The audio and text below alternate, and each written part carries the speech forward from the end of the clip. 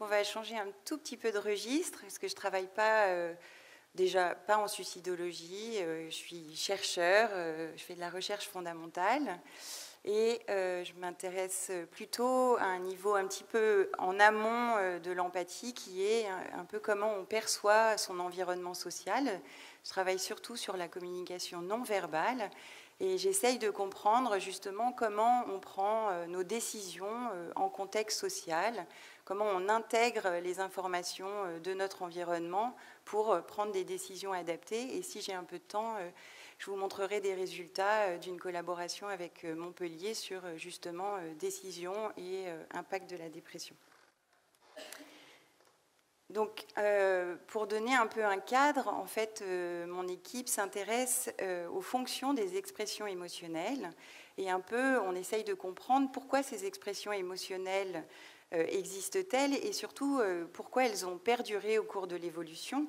Et il existe un modèle qui est intéressant pour nous qui dit que en fait, ces expressions ont tout d'abord une fonction qui est intrapersonnelle. Elles vont me permettre de mieux percevoir et mieux réagir quand je ressens une émotion à l'environnement qui m'entoure. Mais plus tard, au cours de l'évolution, ces émotions auraient acquis une deuxième fonction, une fonction de communication. Cette fois-ci, donc, interpersonnelle. Et c'est cette fonction interpersonnelle qui nous intéresse plus particulièrement. Alors, si on prend cette idée que les expressions émotionnelles sont des signaux de communication, ça a deux implications. La première, c'est que, en tant qu'émetteur, quand je vais exprimer une émotion, en fait, je vais informer, je vais communiquer à l'autre, à mon interaction sociale, quelque chose qui est important. Mais le but, ce n'est pas simplement d'informer, c'est aussi d'influencer le comportement de l'autre. D'accord ? Et pour que ces caractéristiques aient résisté au cours de l'évolution, eh bien, il a fallu que ces caractéristiques aient coévolué avec la capacité de l'observateur, de vous, par exemple, à décoder cette information. Si vous ne savez pas la décoder, ça ne sert à rien. Il n'y a plus de communication. Donc, on doit avoir la capacité de décoder les expressions émotionnelles de l'autre, mais aussi et surtout à les utiliser pour adapter son comportement à justement ce signal qui a été émis par autrui. Donc ça, c'est un peu le cadre théorique dans lequel mon équipe travaille. Et si je vais plus loin, on pourrait dire que du coup, les expressions émotionnelles ont finalement une influence directe, potentielle, sur le comportement de l'autre. Et comment ? En générant une tendance motivationnelle, donc une sorte de préparation à l'action, et par exemple là, comme je vais parler des émotions, à approcher l'autre ou bien à l'éviter. Alors la première hypothèse qu'on a fait, parce qu'on travaille un peu comme ça au laboratoire, on fait une hypothèse et puis on essaye de la tester. La première hypothèse qu'on a fait, si vraiment c'est un signal de communication et qu'effectivement il peut influencer le comportement de l'observateur, l'adaptation comportementale de l'observateur devrait dépendre du message qui a été envoyé par l'autre. Donc on fait l'hypothèse que ça va refléter la fonction sociale du signal émis. Alors, comment on teste ça en laboratoire ? On monte des petites expériences et puis on teste ça. Donc, avec Roré Harmony, qui est un collaborateur canadien, et Emma Villarem, qui a fait sa thèse avec moi au laboratoire, on a construit cette tâche que je vais vous expliquer, qui est assez simple. En fait, je vous présente une scène et il y a 2 chaises vides. J'appelle ça la tâche de la salle d'attente ou du bus ou du métro. C'est un peu ce que vous faites tous les matins. L'idée, c'est de voir comment vous allez choisir votre siège. Est-ce que vous allez aller vous asseoir plutôt à droite ou plutôt à gauche ?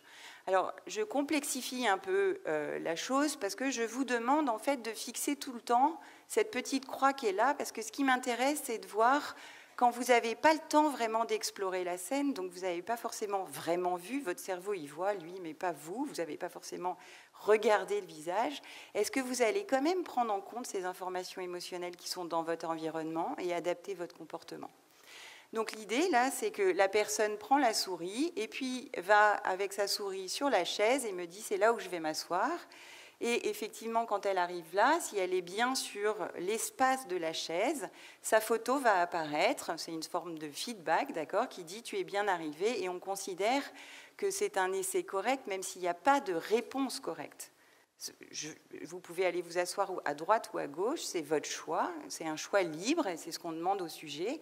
Par contre, il y a des essais corrects dans le sens où vous êtes bien arrivé sur la chaise. Donc ça, c'est ce qu'on dit au sujet, juste essayez de choisir à chaque fois où vous avez envie d'aller vous asseoir dans cette scène. Ce qu'on ne dit pas au sujet, c'est que on va faire varier justement l'expression émotionnelle de ces personnages. Et il y en a toujours un qui est neutre, mais l'autre, il peut exprimer la colère d'intensité variable, d'ailleurs on fait aussi varier l'intensité, ou bien il peut exprimer la peur.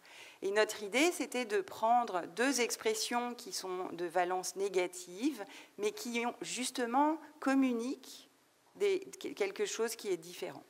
Et de voir si, même si la personne ne va pas forcément avoir le temps d'observer ses visages, les participants vont adapter leur comportement différemment en fonction justement de ce qui est communiqué par ces expressions émotionnelles. Donc ça, c'est pour vous expliquer un peu comment on code les choses. Eh bien, si ici, vous avez une personne qui exprime une émotion et que le participant a choisi d'aller s'asseoir sur cette chaise, je vais appeler ça un comportement d'approche. Et le contraire, s'il décide d'aller s'asseoir sur cette chaise ici alors que la personne émotionnelle est là, je vais parler d'un comportement d'évitement. Et donc, qu'est-ce qu'on voit ? Eh bien, ce qu'on voit, c'est qu'une expression émotionnelle, même si elle n'est pas perçue explicitement, parce qu'à la fin de l'expérience, la plupart des sujets n'ont pas vu qu'il y avait des émotions, ils n'ont rien vu, ils disent juste, oui, parfois il y avait des gens un peu plus sympathiques que d'autres, mais ils n'ont pas vraiment compris ce qui se passait.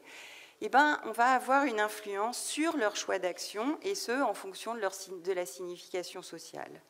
Donc, ce qui se passe, c'est qu'on a une probabilité plus forte d'éviter quelqu'un qui exprime la colère, et par contre, et ça c'est normal, parce que la colère, en fait, elle signale une agression potentielle imminente quand même, surtout si la personne vous regarde, mais pour la peur, qui est un signal un peu ambigu, parce qu'en fait, non seulement il nous dit qu'il y a un danger potentiel dans notre environnement, mais c'est aussi une demande d'aide, c'est une demande d'affiliation. Et du coup, ça rend le signal un peu ambigu. Et ce qu'on voit, c'est qu'effectivement, nos participants, ils sont un peu à la chance. De temps en temps, ils vont à droite, de temps en temps, à gauche, mais il n'y a pas une réelle préférence d'évitement, comme on peut voir pour la colère. Donc, je peux vous montrer ça de façon un peu plus scientifique, mais ce qu'on voit, c'est qu'effectivement, ça, c'est en rouge, c'est la colère avec pas beaucoup d'intensité de colère et beaucoup plus, et ça, c'est la peur. Et donc, ce qu'on voit bien, ici, c'est la probabilité d'aller éviter justement cette émotion. Et ce qu'on voit, c'est qu'on évite plus la colère que la peur, et d'autant plus que l'intensité émotionnelle est importante. Donc, la première conclusion, c'est qu'effectivement, quand on perçoit une émotion, on a bien une motivation qui est activée chez l'observateur et que son adaptation comportementale va refléter la fonction sociale de l'expression émotionnelle qui est émise. Mais ce qui nous intéresse, c'est comment ça marche. Quels sont les mécanismes qui sont sous-jacents justement à cette adaptation comportementale et comment on peut aller interroger ces mécanismes. Donc ça, c'est... donc je dois vous expliquer ça, c'est qu'il y a une tension dans la littérature, mais classiquement, ce qu'on dit, c'est que les émotions, elles vont activer nos systèmes motivationnels de façon automatique. Ça va induire des réflexes, quelque chose que vous ne pouvez pas vraiment contrôler. On appelle ça des associations stimulus-réponse, c'est-à-dire dès que vous voyez l'émotion, par exemple négative, vous allez éviter. Et on peut contrôler évidemment cet évitement, mais il y a un réflexe. Et ça, c'est quand même quelque chose de très répandu dans la littérature. Mais il y a plusieurs éléments. C'est que, en fait, en contexte social, on est rarement dans une condition de survie où notre vie est en jeu. Et donc, moi, j'ai un peu de doute que ça soit tout le temps des réflexes. La deuxième chose, c'est qu'il y a de plus en plus de données, et chez l'homme et chez l'animal, qui commencent un peu à mettre en doute le fait que ça soit toujours des réflexes. Et donc, il y a une proposition un peu plus récente qui est que, en fait, ces tendances motivationnelles, ça serait des décisions. Donc là, je vais faire référence au professeur Joland qui en a parlé hier, mais du coup, ce sont plutôt des processus flexibles, d'accord ? Et l'idée, c'est que si vous êtes face à un environnement, vous avez souvent plusieurs choix d'action. Et donc l'idée, c'est que je vais évaluer les conséquences possibles qui sont associées à chacun de ces choix, et je vais aller choisir celui qui est le plus adapté dans la situation pour moi. Donc, ça serait des processus beaucoup plus flexibles qui n'auraient pas besoin d'être inhibés en permanence. Et donc, l'hypothèse qu'on fait dans l'équipe, c'est la suivante, c'est que si je vous représente ma scène, en fait, au début, s'il y a 2 personnes neutres, ces 2 chaises, elles ont la même valeur. Il n'y a pas vraiment de raison d'aller à droite ou à gauche. Mais notre hypothèse, c'est que si dans l'environnement, tout d'un coup, il y a quelqu'un qui exprime une émotion, ça va aller biaiser, changer la valeur de ces options d'action que j'ai face à moi, d'accord ? Puisque les conséquences ne sont pas les mêmes. Si vous arrivez à côté d'une personne en colère, c'est plutôt une conséquence négative. Si vous arrivez à l'éviter, c'est plutôt une conséquence positive. Et donc ce processus décisionnel va vous permettre d'adapter au mieux votre comportement dans ce genre d'environnement social. Alors comment on teste ça ? Ce n'est pas forcément facile. Et la première chose, c'est que, en fait, ce qu'on sait, c'est que à même performance, si vous regardez simplement les choix de vos sujets, on ne peut pas vraiment savoir si c'est du réflexe ou si c'est de la décision. Donc un des moyens qu'on peut trouver, c'est d'utiliser ce qu'on appelle la modélisation computationnelle. Donc on va faire tourner des modèles computationnels. Je n'ai pas forcément le temps de rentrer dans les détails de ces modèles, mais si vous voulez en parler après, il n'y a pas de problème. Et aussi d'utiliser la neuroimagerie, parce qu'on sait que les réflexes, ou bien justement ces décisions plus flexibles, elles sont sous-tendues par des régions cérébrales qui ne sont pas les mêmes. Donc c'est ce qu'on a fait avec Rocco Menella, qui est en ce moment chercheur postdoc dans mon équipe, et toujours Emma Villarem. Donc la première chose, c'est cette histoire de modèle computationnel. Et en fait, en utilisant ces modèles, on a pu montrer qu'effectivement, le pattern de choix de nos sujets, donc je vous rappelle d'éviter plus souvent la colère et puis d'avoir pas vraiment une préférence précise pour la peur, eh bien ces patterns de choix sont mieux expliqués par ces processus d'évaluation et de comparaison des conséquences, ou d'attribution de valeur, d'accord, aux différents choix que j'ai, comme on en parlait d'hier. Donc ça s'appelle un processus d'accumulation, ça c'est pour notre jargon, mais il faut retenir qu'effectivement ça veut dire que les gens vont évaluer les 2 possibilités d'action, la chaise droite et la chaise gauche, et choisir en fonction des conséquences possibles pour eux-mêmes. Une autre façon qu'on a de montrer ça, c'est justement d'aller regarder au niveau du cerveau. Et donc, on a fait de l'électroencéphalographie avec ces gens-là. Et ce qu'on voit, c'est que, de façon très intéressante, avant que la personne ait commencé à bouger, d'accord, avant qu'il clique sur le bouton pour nous indiquer où il a envie de s'asseoir, on a un ensemble d'électrodes ici qui sont activées, et en fait qui codent justement pour la différence de valeur entre ce qu'ils vont choisir et ce qu'ils n'ont pas choisi. Donc ça va prédire en plus le choix de ces sujets, et on peut sourcer ces électrodes dans des régions du cortex ventromédial, bon, mais c'est des régions orbitofrontales dont on a aussi parlé hier, et qui sont connues justement pour aller attribuer de la valeur aux objets qui nous entourent. Donc pour moi, c'est des résultats qui corroborent justement l'implication de ces processus d'attribution de valeur aux options qui me sont proposées par l'environnement et qui me permettent du coup d'adapter mon comportement à ce qui se passe autour de moi, plutôt que simplement des réflexes face aux émotions d'autrui. Donc ça, c'est la conclusion. Alors, j'arrive à pourquoi s'intéresser à ces processus de décision comportementale en contexte social et à la dépression. Donc ça, c'est des petits rappels, c'est aussi ma compréhension de ce champ qui n'est pas forcément le mien, mais ce que j'en comprends, c'est que dans la dépression, la tristesse de l'humeur est centrale et elle va jouer sur la motivation. Et la motivation, c'est justement la motivation à agir, à approcher les gens ou les éviter, à avoir des comportements adaptés. Et ce qu'on sait, c'est que les patients déprimés semblent avoir une sensibilité différente aux stimuli émotionnels dans l'environnement, ce qui peut impacter leur motivation, et peut-être même des déficits d'utilisation de ces informations affectives pour adapter leur comportement. La deuxième chose, c'est qu'hier, on a entendu que, notamment chez les suicidants, on aurait en fait des processus d'attribution de valeur qui sont altérés et du coup, ça va impacter sur nos décisions dans la vie de tous les jours.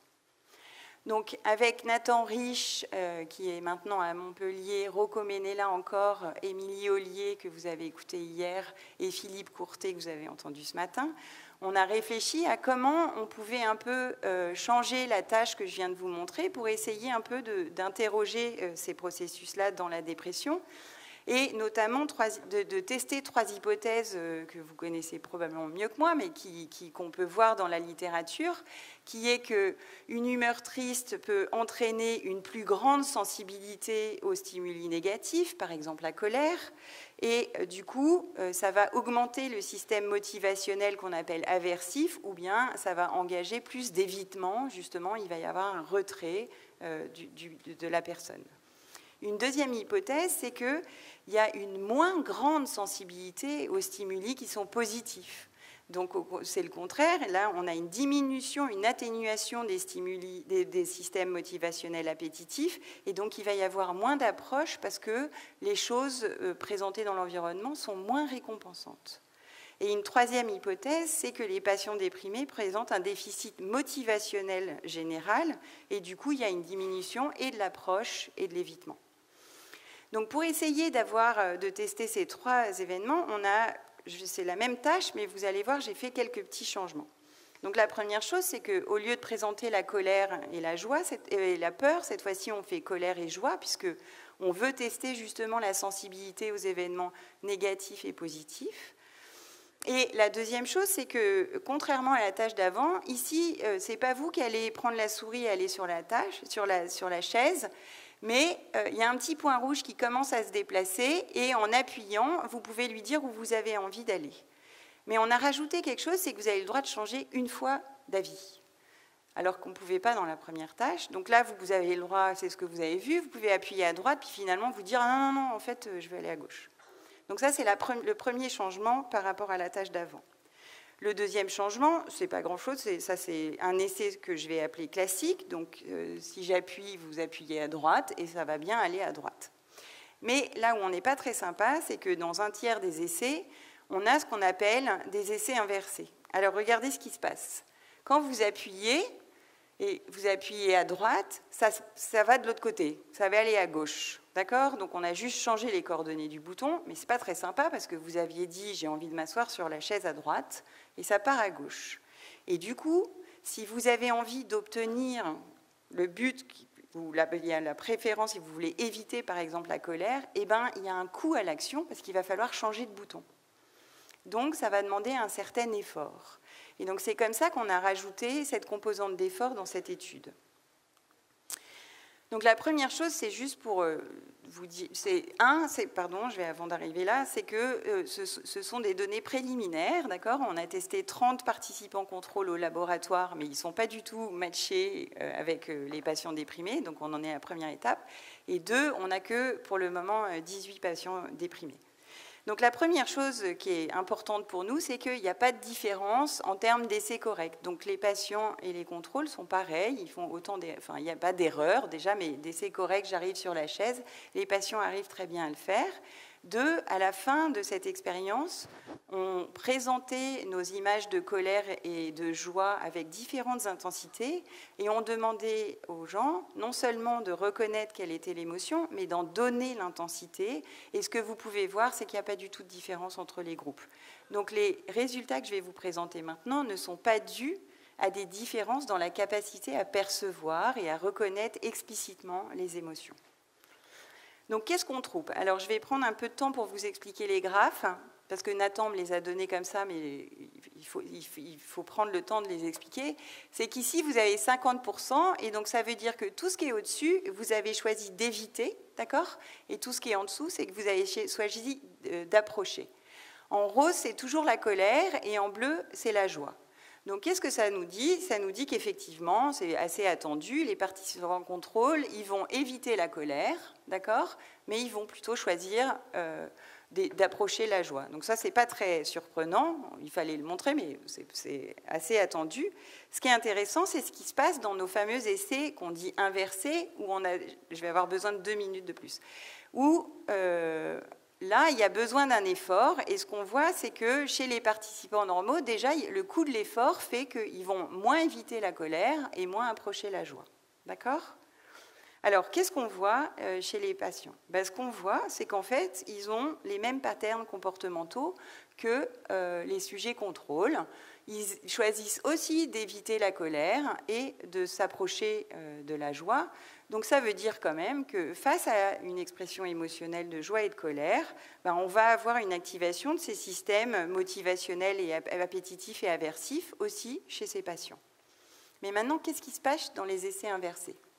Alors, ce qu'on voit, c'est que s'ils ont le même pattern, là, la diminution provoquée par l'effort, elle est beaucoup plus grande. D'accord ? Ils vont choisir de moins éviter la colère et de moins approcher la joie. Donc, il y a bien une diminution dans les deux sens, c'est-à-dire et pour le négatif et pour le positif, à partir du moment où il faut faire un effort pour atteindre le but désiré. Mais, il y a un mais. Alors, est-ce que ces résultats seront reproduits ? Là, je vous montre un autre graphe. Je vous montre la probabilité de changer de réponse dans ces essais inversés. Donc, ce qu'on voit, c'est qu'effectivement, les contrôles, ils changent plus souvent que les déprimés. Mais il y a quelque chose de très intéressant, c'est que chez les déprimés, ils vont changer quand même beaucoup plus quand il y a une information émotionnelle dans l'environnement que quand les deux personnes ont une expression neutre.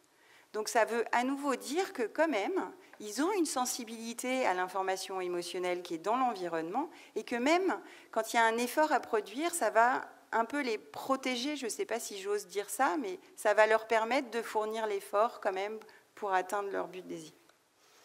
Voilà, il nous reste beaucoup à faire, c'est vraiment très préliminaire, il faut qu'on recrute plus de patients. L'idée, c'était justement d'avoir un groupe avec ou sans antécédents de tentative de suicide. Il faudra qu'on fasse cette fameuse modélisation du comportement et aussi on pourra prendre en compte la symptomatologie.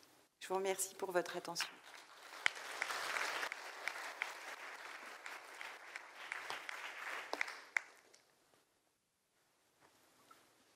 Merci pour votre présentation très intéressante. Est-ce qu'il y a des questions dans la salle, au fond ?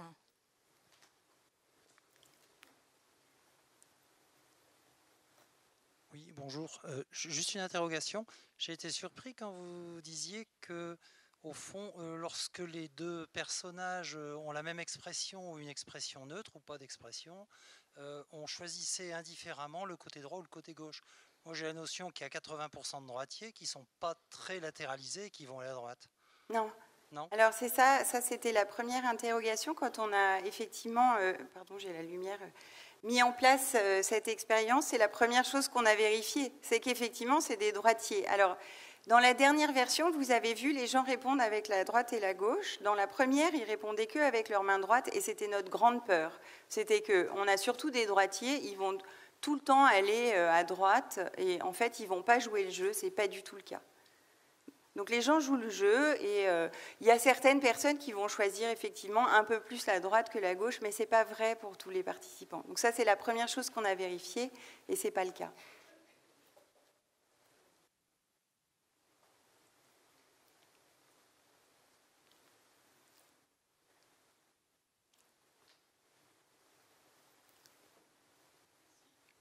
Merci beaucoup, Julie, de poursuivre ces travaux de recherche avec le groupe de Montpellier. Et en mixant différentes approches, il y a tellement de choses qu'il nous faut comprendre. Alors évidemment, on est un peu frustré que tu n'aies pas donné chez les suicidants, parce que comme j'en parlais hier, très clairement, on voit les différences entre les patients suicidants ou non suicidants. Alors peut-être que ce que tu montres chez le déprimé ne s'applique pas aux suicidants, et notamment... je ne sais pas qui... En fait, dans les 18, il y en a qui ont un antécédent et d'autres non. Donc pour le moment, je n'ai pas assez de sujets pour les dissocier. Mais c'était quand même le but. Mais de voir la méthodologie, là, ça nous donne envie de connaître les résultats et tu viendras les présenter. Je ne sais pas sur les hypothèses que tu as évoquées, parce que si on reste sur un modèle stress-vulnérabilité, on pourrait dire qu'il y a quand même des éléments de vulnérabilité, des choses qui ne sont pas dues à la dépression elle-même, qui sont même retrouvées. L'étude que tu as citée de 2008, répliquée par Émilie dans une deuxième étude qu'on a, faite pour le répliquer, et puis ça a été le cas. Montrer qu'on trouvait, il y avait probablement une attribution de valeur très très importante pour ce qui était de la colère chez les sujets qui n'étaient pas déprimés. Non, alors ça, j'ai appris ça de toi hier. Donc moi, je suis très très naïve. Hein. Je suis en dehors de ce champ. Donc par exemple, pour moi, il y avait un lien évident. Et quand hier tu as dit aucun de mes patients n'était déprimé, je me suis dit alors il va falloir réajuster. C'était hier soir, donc tu m'excuseras, mais effectivement, du coup, il faut qu'on repense la façon. Mais justement, c'est intéressant. Alors du coup, peut-être que une des hypothèses serait que cette sensibilité à la colère existe chez nos patients suicidants, même en dehors de la dépression, mais que la dépression rajoute quelque chose, parce que nos patients ne se suicident pas en permanence. Enfin, c'est dans des conditions de stress émotionnel, et notamment de dépression, qu'il y a ce passage à l'acte. Donc que permet ou que facilite, ou qu'est-ce que ça lève comme frein, la dépression? C'est ça qui va m'intéresser dans ce que tu vas pouvoir examiner avec ce modèle. Donc il y a peut-être des choses qui sont là avant, et qui sont de l'ordre de la vulnérabilité. La dépression contribue à autre chose. Moi j'avais fait l'hypothèse, c'était plutôt au niveau du contrôle cognitif. Peut-être que c'est quand même au niveau de la perception des signaux positifs, c'est-à-dire qui est quand même bonne de manière générale, mais qui s'effondre ou qui change. Et puis, il y a la question de l'effort. Peut-être quand même que l'effort, ce n'est pas le même chez le patient déprimé. Non. Et chez le patient suicidant, il y a quelque chose qui facilite peut-être le passage à l'acte. Peut-être que là, en fait, dans l'effort, on rejoint quand même quelque chose de l'ordre du contrôle cognitif. C'est pour ça qu'il faut qu'on continue et qu'on ait vraiment ces deux groupes, parce que je pense que ça va justement faire un pont qui peut être assez joli entre ce que vous avez montré, ce qu'on connaît un peu de la dépression. Et donc bon, il faut attendre un peu. Après, j'imaginais aussi dans les autres variables, c'est le côté à la fois sur des traits phobiques, par exemple, oser changer de place pour certains patients, je pense que c'est à regarder aussi, et personnalité aussi. Je pense qu'il y a pas mal de facteurs, variables à imaginer. Alors ça, on peut regarder déjà chez les sujets contrôle. Donc ce qui est intéressant, c'est que nous, ça fait plusieurs années qu'on fait cette tâche. Et effectivement, ce qui est intéressant, c'est aussi d'aller explorer les traits de personnalité et comment ça affecte justement. Donc il y a des histoires, l'impulsivité revient assez souvent dans nos analyses. C'est pas assez sûr pour moi pour vous dire exactement, mais quand même, il y a le trait d'impulsivité qui peut être intéressant aussi. Est-ce que tu as des mesures d'anxiété sociale? Toujours. Oui? Toujours. Ah, c'est excellent. Non, je dis ça parce que, bon, il y a cette question, mais moi je travaille toujours sur un projet de recherche aux Philippines, dans une population indigène des Philippines, c'est vraiment un autre truc. Et un lien qu'on retrouvait dans cette population isolée, non violente, etc., c'était un lien avec probablement quelque chose qui est de l'ordre de l'anxiété sociale. C'est des gens qui étaient reconnus par le groupe comme ne participant pas aux fêtes, restant dans son coin, etc. Alors, on n'a pas sur cette tâche, mais au laboratoire, on s'intéresse à comment on décode les émotions, justement. Donc, on appelle ça des décisions perceptives. Donc, si je vous présente des morphes, par exemple, c'est quoi votre sensibilité, justement, au changement émotionnel et à cette capacité d'adapter, de prendre des décisions d'action. Et donc, on a une étude, justement, où on compare des décisions sociales et non sociales. Donc la décision sociale, c'est sur des morphes justement de colère. Et on a regardé ce qui se passait au niveau du cerveau en ayant complètement égalisé ces deux tâches. Donc il n'y a pas de différence de difficulté, etc., etc. Et ce qui est très intéressant, c'est que ce qu'on voit d'abord, c'est que le traitement d'un événement social est beaucoup plus précoce au niveau cérébral que le traitement, par exemple, d'une information couleur, même si les tâches sont aussi difficiles. Mais surtout, c'est qu'on a une activité extrêmement précoce au niveau des régions prémotrices. Et cette précocité est retrouvée chez les anxieux sociaux. C'est-à-dire que l'activité cérébrale est d'autant plus précoce quand je suis anxieux social. Alors, non clinique, hein, parce que là, je parle d'étudiants qui viennent au labo et à qui je donne des questionnaires cliniques, et leur activité, j'arrive à prédire leur choix à partir de justement leur activité motrice beaucoup plus tôt. Donc il y a une sorte moi j'ai envie d'appeler ça de l'adaptation parce que je suis dans le non clinique, c'est-à-dire que finalement l'anxiété sociale, c'est aussi d'être capable de détecter les choses peut-être plus rapidement. Donc là c'est ce qu'on voit, et il y a une sorte de préparation motrice plus forte. Maintenant, évidemment, il faudrait regarder ce qui se passe quand j'arrive dans les extrêmes du continuum.